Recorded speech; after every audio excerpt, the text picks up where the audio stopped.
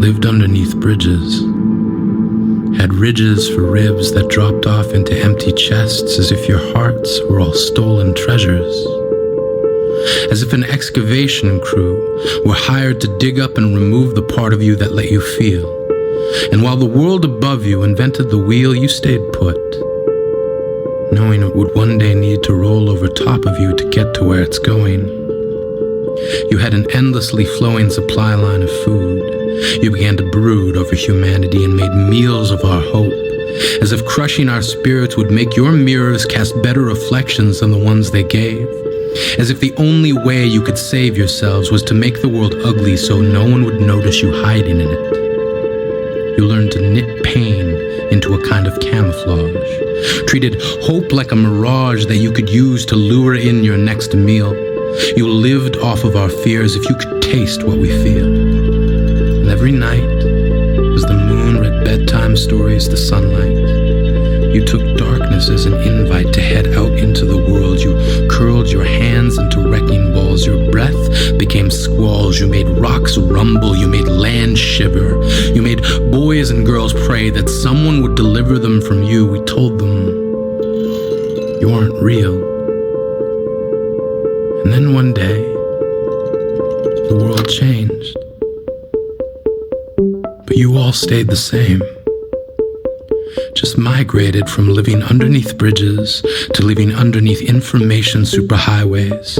Days and nights became meaningless. Each already deepened chest became an abyss that no one would ever find the bottom of. Concepts like love fell into your gravity. We turned ourselves into life preservers, hoping to save as many as we could. But the fathers who stood guarding closet doors and the mothers who secured the floors underneath beds all shook their heads, not knowing how to deal with you.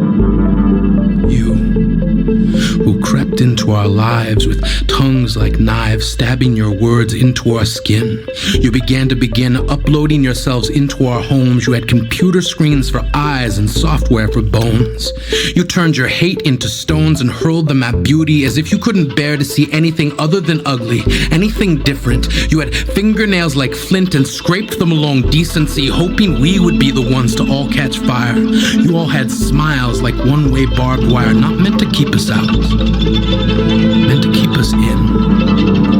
Voice like a firing pin, you spoke in explosions. It isn't cute. It isn't funny. You've talked strangers into death and laughed. And as each family learns to graft skin over the wounds you gave them, you hem yourselves into the scar. You have coaxed the sober back into bars, handed out cigars at memorials, offered nooses, cliffs, and pills to those who unfortunately found you before they found help. You have praised suffering, waltzed in between tragedies, gracefully dipping misery as if we would somehow be impressed with the dexterity of your animosity. You have cheered on rape, dashed through police tape as if it were the finish line in a race of who can be awful first. Even now, you somehow see this as an invitation to turn your keyboards into catapults, wondering which one of you can be the first to hate this best. Your loathing, already dressed in riot gear, ready to incite rage, as if each message board is a stage where you recite hostility, turning freedom of speech into freedom of cruelty.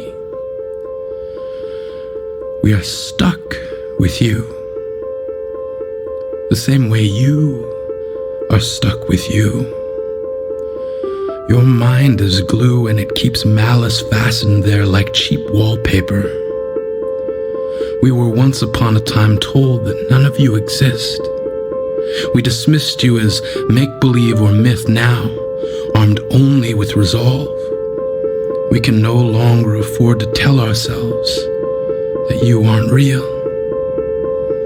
We will not let you make your dinners out of the things we feel.